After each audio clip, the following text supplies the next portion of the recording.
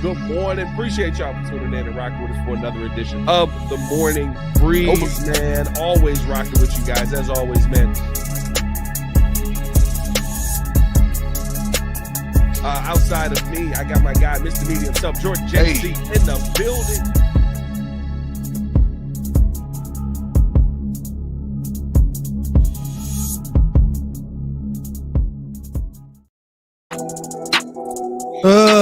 Another day, another 50 cents, ladies and gentlemen. How are y'all feeling out there?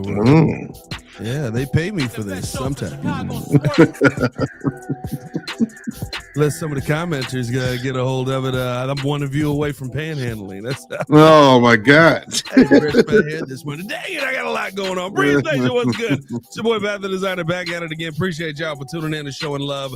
As always, got a lot to talk about on today's show. Taking a look at the second round picks, especially Luther Burden, all remain unsigned. But is there a much bigger story here that we need to be paying attention to? Seems like this could be a theme of the offseason for not only the Chicago Bears, but for the NFL as a whole. Also, George JC, Billy Donovan will not leave. Yeah, it's obvious.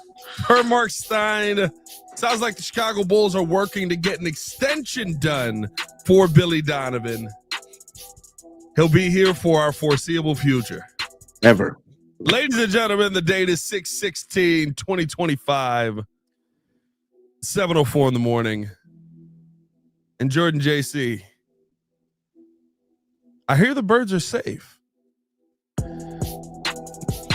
We came to an agreement, unlike the second round. There's an amicable agreement now that the Birds are paying rent and doing fine over there.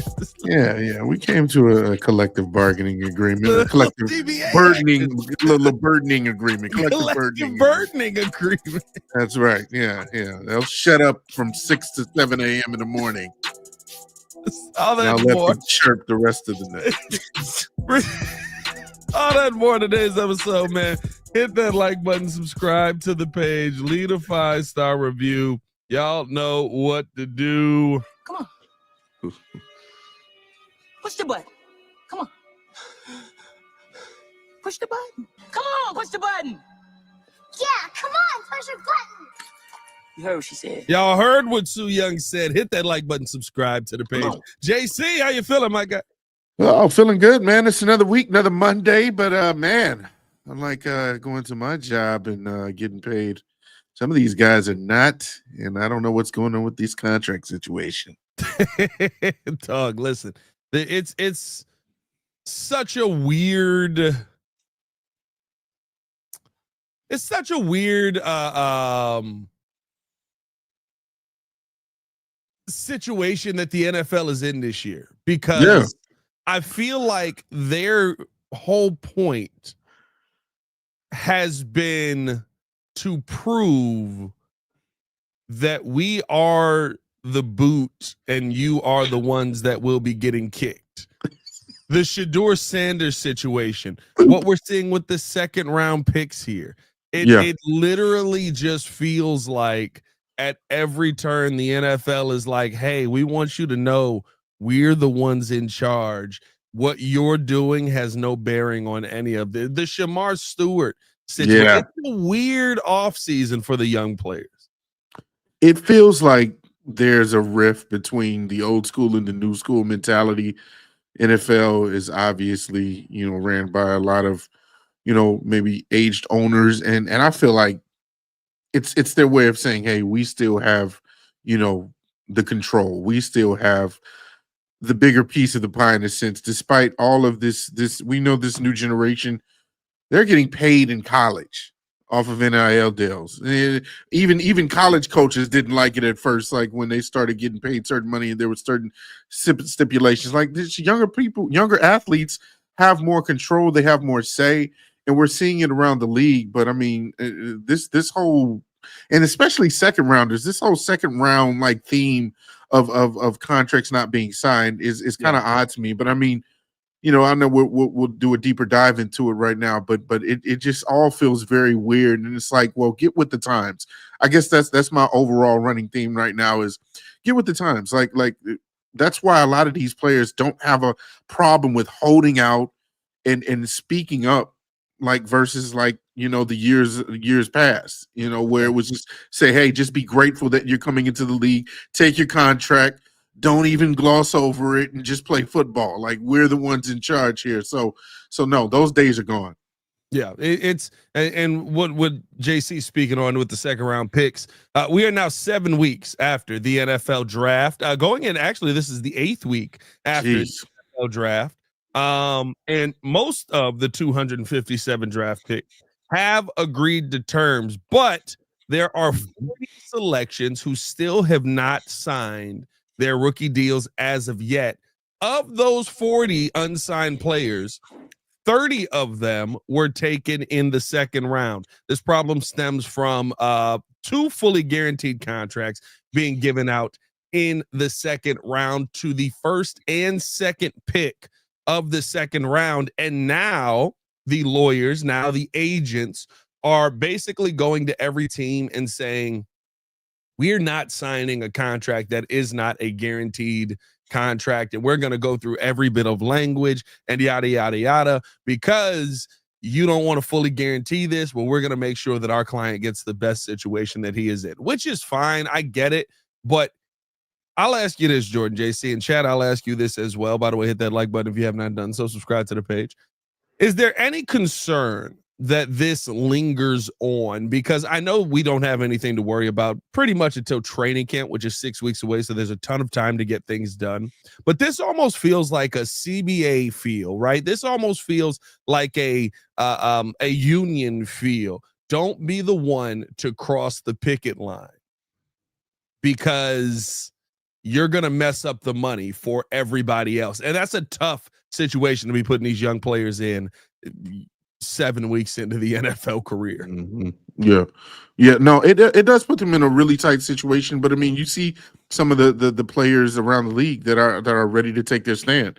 And specifically, you look at the Cincinnati situation with the holdout of Shamar Stewart. We joke about the fact that maybe he doesn't have a leg to stand on because this man only put up 4 sacks in his college career. But I mean, even you talked about, man, you look at the language in his contract negotiation, you give him a clap and a kudos for standing tall, because it is ridiculous. Certain things like, if he has some sort of like injury, or if there's like I believe what was it, like detrimental to the team? On field reasons, or that he gets suspended or anything. Yeah, it's like they can void all of the guaranteed money. And so does that have an effect on how all these other players are looking at their contracts? What does the language in their contracts say? That could be the issue. And so again, you've set a standard now when you've signed those 2 players in the first two picks in the second round to guaranteed money. Now it's like, okay, well, we want to follow suit. What makes us any less, worthy of getting that type of contract? And it's the same thing what we see around the league. When you have a superstar player who is requesting, big money or his next deal when negotiations, they're going to compare you to, your value and where you are in the crop of all the other better players. So, a la like Jalen Johnson's contract, even though it was a friendly deal. We talk about some of the top cornerbacks in the league when he got $19 million. You had Jair, you of course got your Jalen Ramseys, you got your Derek Stingley's. Like, he's right in that same breath as those guys. So you're going to say, okay, well, let's look at their contracts. So it's the same thing. You got a match for match in a sense. And so even though these rookies haven't played a snap, they're still deserving of a contract. Again, like I said, today is a new day. It's a new dawn. It's been like that for a minute now. And I think that the NFL has to get with the times in a sense. I don't think it's on the players to adjust. I think it's on the owners and the NFL to adjust. So do you think we're heading for a holdout, though? Because that's where it gets tough, right? Like, I mean, again, you're going to have, second round picks who are going to say, I'm not going to cross. I'm not going to. We've got our line drawn in the sand, and I want guaranteed money. I think that I'm that good. You're giving fully guaranteed money to these 2 guys, and I feel like I'm better than he is. and you feel like I'm better than he is. And the one thing I will say is, right, like even with the Shamar Stewart situation, even though he's a first-round pick, having a leg to stand on, the leg to stand on is, well, you thought I was better. That's why you picked me. Mm-hmm. That's why you didn't move up. That's why you didn't go out there and try and get him. You thought I was better at this position. So if you thought I was better, you should give me the money that I'm looking for in this situation, which again is, you've got a couple of teams who didn't follow suit that I think is a little bit of a concern there. And now I think with the Bears situation and kind of just making this Bears centric, it's not just Luther Burden. It is Ozzie Trapillo, who has not signed. It is Shamar Turner, who has not signed. You've got 3 second-round picks on this team, 3 players that are supposed to be impact pieces on this team, one of which we've talked about is the possibility of being the starting left tackle on this team. Mm-hmm. And none of these guys are willing to really go in there and get this deal done. I think this could be something that ends up lingering towards training camp, because outside of the 2 that have already signed, this was a story 3 weeks ago. This was a story that Mike Florio was talking about. Mike Florio brought this up on Pro Football Talk. He brought this up 3 weeks ago, and then he wrote about this on Friday. I don't think this is something that we can say is just going away. I don't think this is something that we can say the NFL, these contracts always take long. This will be fine. There's no worries on this. I think that this is something that could linger much closer towards training camp. And then you have to start to look at the situation and try and figure out, okay, like now we've got guys who Luther Burden he was just missing, not because of the contract. I saw some people speculating that he was trying to hold out during mandatory minicamp. Wasn't the case at all. He actually was banged up because the other 2 guys were out there as well. And you saw Ben Johnson continually say he's here. He's just in the training room getting work done and yada, yada, yada. But I think this could get to the point where we're into getting towards training camp and you've got a real holdout situation on your hands, because none of these guys are going to want to be the ones who cross the line. And now I don't even know if this is between 2nd-round picks and Ryan Poles. I think this is now between the agents trying to get the best deal for their clients and the GMs that are in place trying to get these contracts done. Yeah, no, this could be unprecedented. I totally agree with you that I do believe that there could be a standoff. And the one biggest reason why is because, in my opinion, there's just no lack of fear anymore. And I go to that as the simple answer because, again, back in the day, it was like just shut up and come into the league. Be grateful, be thankful that you have a chance to play in just the greatest sport of all time. And so, I think that issue is being kind of swept in a sense under the rug, because now you're having all of these players have a voice, and then it's a trickle down effect. It's like, okay, well, I see my guy over here, taking a stand, like we mentioned with Shamar Stewart. Well, in this case, I'm going to be taking a stand until my contract language changes, or if it doesn't, well, okay, I'm just going to be sitting over here. It's one of those situations where you're not scaring the players. These rookies aren't afraid to speak up. These rookies aren't afraid to say, I am going to hold out. Now, I don't think there's anything personal about it, because of course these players, it's not like they hate Ryan Poles or anything of that nature. But like you said, it could be a situation where their agents, are trying to get their best deals. They're trying to make sure that, hey, they're set up for success. So even if there is a little glitch here or a glitch there, they can still get paid, because ultimately that's what you want to do from your job. You don't want to come to work one day and you make a mistake. It's like, oh, well, you're not getting a check for the rest of the year. Like, what are you talking about? No, I still deserve some sort of payment. So it's one of those things where it's like, okay, this doesn't necessarily have to drag out.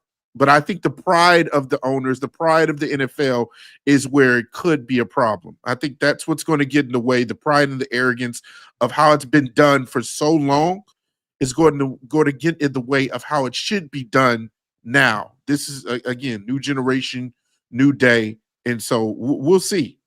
But I think pride and also fear are going to be the 2 reasons why this could, not get done quickly. I wonder if there's a little bit of pushback here too. And I was trying to find this story.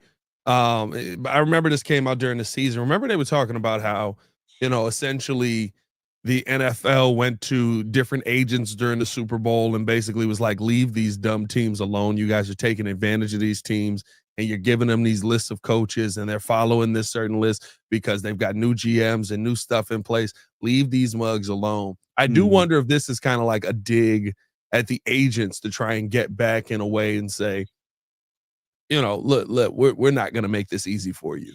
I know we want to get things done, but we're not going to make this easy for you. We've kind of drawn our line in the sand. And I think I'll say this, like, I think you're right in the sense of, I don't know if this will happen in the Bears situation, which I think that is what we care the most about. But I do wonder if you get a situation where some of these guys do hold out heading into the season, or the talk around Shamar Stewart is he may go back into the draft next year. Basically, just pull out, just void the contract and say, it is what it is. Wait a year and go back into the draft next year. Now, I don't think that's the logical situation. That would be crazy. You don't see one. I think then the 4.5 sacks come into play. Right now, he's got the Bengals. Well, you believed in me enough with my 4.5 sacks because you thought I was a workout warrior. So right now, he's got the Bengals. There's nothing they can do. Next season, I think that the 4.5 sacks would come into play if he were to go back into the draft. But I do wonder if there are some players who say, look, like, I'm trying to do this for the betterment of the players. And to me, this is why just everything should be slotted. There should be no options. There should be no language. It should be boom, this contract is this. Just very simple to the point. The first round. Are you saying depending on the rounds, right? The first round is. Yeah. The first round is slotted. There are no contract negotiations. This is the contract you get. You could change certain things in the language, right? You could change certain things to be like, well, you can get this money then and this money now, and this thing can happen. But like, for the most part, we knew what Caleb Williams was going to make the second he was drafted. Yeah. Why are we doing this with second round, third round? Just slide it all the way down. It's not like you're going to pay a 7th round pick $5 million. Like there's the situation that is being created from this. And again, this goes back to, getting stuff done with the CBA and stuff like that to make this happen. But like, I haven't seen many 2nd round picks who get contracts negotiated more than top 10 picks. So like, why are we negotiating deals here? Yeah. Get the deal done. Not now, because what you've created now is this situation where somebody can get a fully guaranteed contract. And now the rest of the 2nd round picks are going to say, well, I want one too. And I deserve one too, because you took me in the 2nd round, just like you took him in the 2nd round. Yeah. I love Bears Junkie's comment here. It says, I think it's a huge difference. I think the Bears are negotiating in good faith and the Bengals are not. Very good comparison. Actually, there's an article that talks about even in the past, there were a few players who were kind of disappointed and kind of, I believe, even traded or didn't even want to deal with the Bengals after a certain point. I believe Jesse Bates, the third, he left in 2023 after contract disputes and went to the Falcons. And so, yeah, there could be some of that, and we know Ryan Poles, again, we've seen it, whether it be on Hard Knocks, we've seen through the years that Ryan Poles does act in good faith. That's one thing we can say as far as our GM is, there's no foolishness going on there. There's no, taking advantage of his players or any weird stipulations where it's like, hey, if he treats his players well, he makes sure that they're taken care of, whether it be contract negotiations or even in trades. We've seen that with Ryan Poles. So I don't think that's an issue here. I think it's just a matter of, hey, the players are seeing what's going on around the league and they just want, to be fairly compensated. That's all I think it is. Yeah, listen, and I think that is the biggest difference, and maybe it's why I have the least amount of concern here. Like the video, if you agree, like if the one thing we can give Ryan credit for is we've killed him for a bunch of stuff, right? Sending Caleb out there, no offensive line last year, keeping Flus on, yada yada yada. We ain't gonna go through the whole list. He's been killed for all of these things that we look at, that he's done as a GM. You can't kill him for his at all for how he's handled contracts. Mm-hmm. And how he's made trades. And he hasn't made a trade of a player yet that has put that player in a worse position. And that includes Chase Claypool. He traded Chase Claypool to a playoff team. Miami, right? Like, go prove yourself there. Miami. Yeah. Traded Justin Fields to the Steelers. Like, traded Roquan Smith to the Ravens. Like, the one thing you can say about Ryan Poles that I do think is the biggest difference maker, and why I feel like, not to say that like the Bears are going to be the one where somebody crosses the line first, or, but I do think it's kind of, all right, look, we're not going to give you a fully guaranteed contract like these guys, but this is how we can make this work for you. Let's do this, and this, right? Like, it's the one thing about Ryan Poles that you do have faith in, is he's going to make the money work.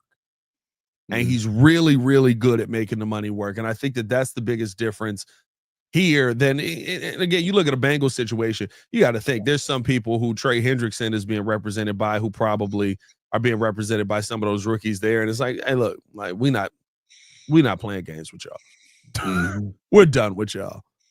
Y'all either going to sign these deals or y'all going to have no team next season. Have fun getting Joe Burrow killed. It's weird, though, with the Bengals, because it's all defensive players. They sign all the offensive players all they want. They did, yeah. It's like, is there something going on with that? It almost feels like, or is it just by circumstance? We actually don't want a defense that's going to be good. So we'll see what ends up happening there, man. Hit that like button if you have not done so. Subscribe to the page, leave a 5-star review. Y'all know what to do. We will keep the conversation going on the other side of this. But first, ladies and gentlemen, that's right, back yet again. Got to tell you guys all about Factor. Breeze Nation, we're going to take a quick break in the action to let you guys know about today's sponsor on this episode, Factor. Listen, y'all already know with how busy my lifestyle is right now, whether it's just living life or being with the family or hosting the Breeze, I don't have time every single day to get in the kitchen and cook something, and that's where Factor comes in. This season, they make things simple and easy with healthy eating delivered right to your front doorstep. Last night, I enjoyed the grilled filet mignon and creamy Parmesan shrimp, as you can see on the screen. It was absolutely delectable. And this morning, I enjoyed a smoothie to get the day started right. That's because Factor is giving you everything you need for your active lifestyle, including Calorie Smart, Keto, Protein Plus, and more styled meals. It's not just dinners either. We're talking breakfasts, lunches, snacks, and guilt-free desserts. So what I need you guys to do is go to factormeals.com/breeze50 off. Use the code breeze50 off for 50% off plus free shipping on your first box. Again, that's breeze50 off at factormeals.com/breeze50 off. Healthy eating delivered right to your front doorstep. Now let's talk more football. Breeze Nation, what is good? It's your boy Pat the Designer back at it again. Ladies and gentlemen, we got merch. That's right.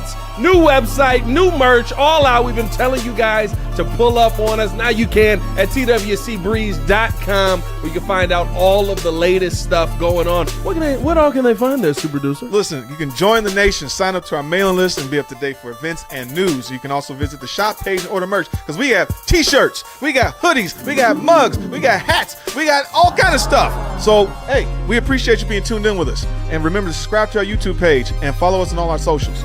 Check us out at twcbreeze.com. He's waiting.